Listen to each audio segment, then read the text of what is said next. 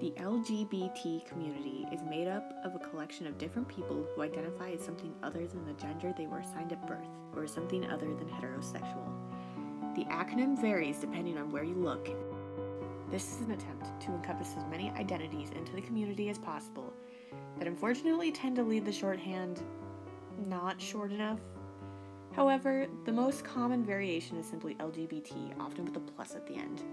This acronym stands for lesbian, gay, bisexual, and transgender, with the plus sign at the end meant to represent the other identities generally accepted in the community. Although the entire community and its various identities tend to face discrimination, the third letter in the acronym unfortunately faces a large amount of it from both outside and inside the community. In addition to this mistreatment causing a number of issues for bisexuals, this mistreatment is often swept under the rug because of the exclusion of bisexuals from both heterosexual society and the supposedly safe spaces of the LGBT community. Bisexuality is the potential to become attracted to more than one gender. The popular wording for the definition has shifted within the bisexual community over the years, largely because of the increasing visibility of pansexuality in people who don't identify as a man or a woman. However, this definition generally is accepted among bisexual people. People who identify as bisexual often face intense marginalization and harassment. This fear and hatred of bisexuality is usually referred to as biphobia. It can take many forms, from simply refusing to date bisexuals because they're dirty or untrustworthy, to physical, mental, and sexual abuse inflicted either to punish or correct a person's bisexuality. It is often seen as a subset of homophobia, however, biphobia carries with it its own set of issues. I was lucky enough to be able to sit down and ask some questions to Camille Holthouse. Camille is a representative of the Bisexual Organizing Project. Bisexual Organizing Project's mission is to build and serve an empowered bisexual, pansexual, fluid, queer, and unlabeled community to promote social justice. We refer to this community as the Bi Plus community, and it encompasses all people who are attracted to more than one gender. Bisexual Organizing Project, or BOP as we call it, has been around since the late 1990s. Stereotypes tend to have a big impact on the lives of the bisexual community, especially closeted bisexuals. Some stereotypes bisexuals experience include that they are all unfaithful, that they only care about sex, that they're confused and will eventually choose a side, that they're greedy, or for men, that they're gay men who aren't fully out of the closet, which, while it does happen, it's inherently harmful to apply across the whole spectrum of bisexual men. And on the flip side, for women, it's a stereotype that they're just straight girls who are just experimenting or doing it for the attention of men. These stereotypes often play into bisexual erasure. I am with a woman, then I am assumed to be lesbian. I'm with a man, I'm assumed to be straight. Both of them are wrong. And so I continuously have to come out.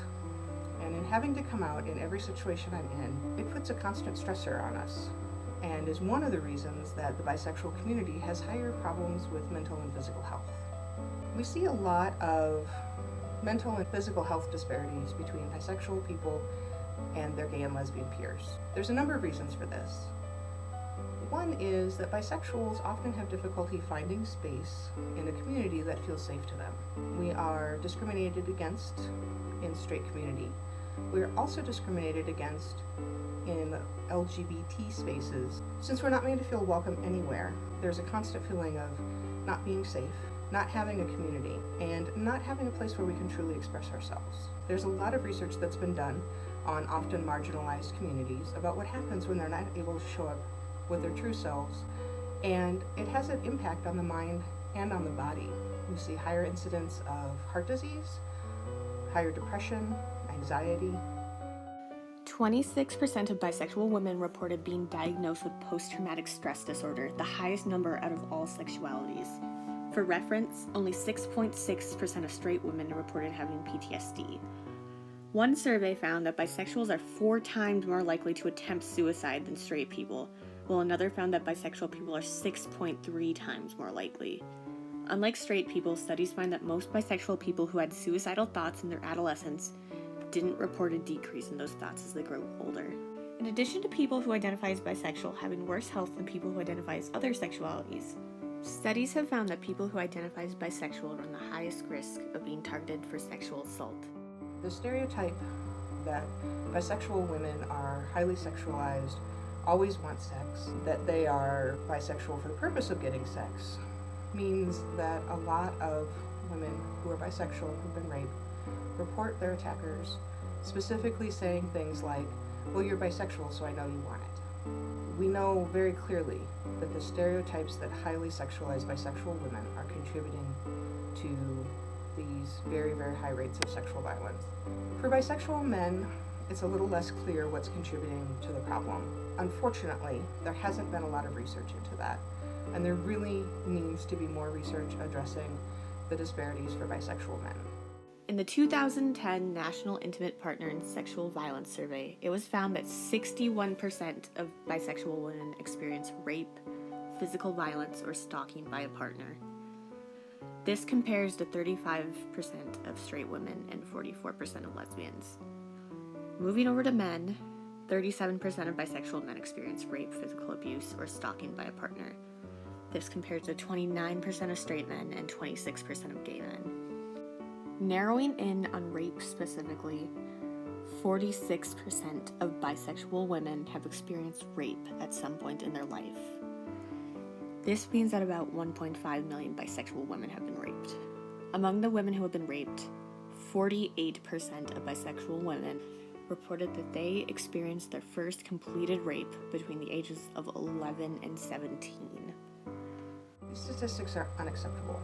They are so far divergent from lesbian and straight women that it's clear that something is going on that's specific to the identity. Although across the board, bisexuals are almost always worse off than other sexualities, there are things that you can do to help.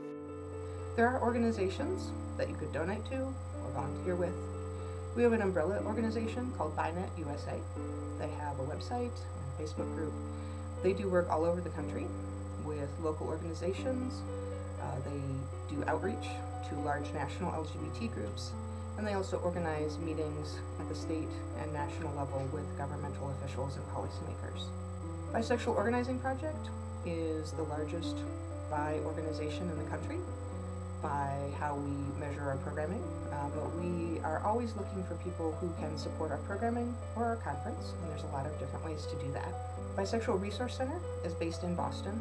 They are also one of the largest organizations in the country. They've been serving the bisexual community since the early 1990s. They do a lot of local and national work and are always accepting donations and using volunteers. A lot of us can use both local and remote volunteers. Not only are there things that we need done in the quote-unquote back office, but of course, in this day and age on the internet, social media, and other forms of online work can always be done no matter where you are. One of the most basic things that people can do to support the bisexual community is to support and affirm the identity that any person tells you. One of the biggest, most fundamental problems we have is when we come out to people, we are not believed. So if someone comes out to you as bisexual or pansexual, identifies their sexuality as fluid, or perhaps says that they prefer not to use any label, they're attracted to more than one gender, the most important thing you can do is be positive and affirm that.